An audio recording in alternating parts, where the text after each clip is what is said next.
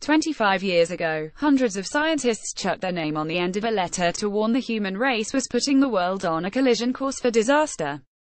Ominously titled World Scientists' Warning to Humanity, the 1992 document said human activities inflict harsh and often irreversible damage on the environment and on critical resources. If not checked, many of our current practices put at serious risk the future that we wish for human society and the plant and animal kingdoms, and may so alter the living world that it will be unable to sustain life in the manner that we know. Pakistan has some of the worst air pollution statistics, with millions exposed to the toxic air every day. Credit PA now, an even bigger group of researchers has added to that letter, with a much worse and dire warning.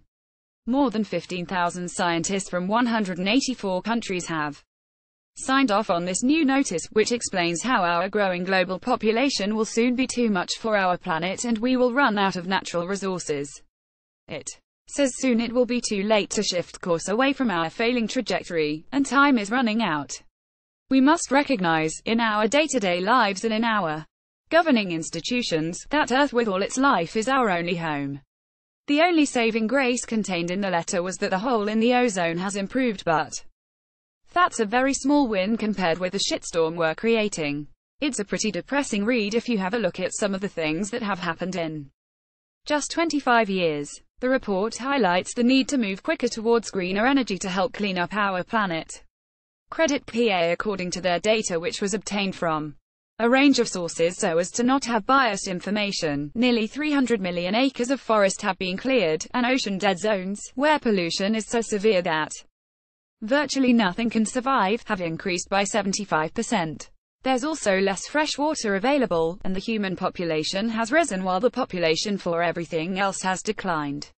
U.S. ecologist Professor William Ripple was one of those scientists who included his name.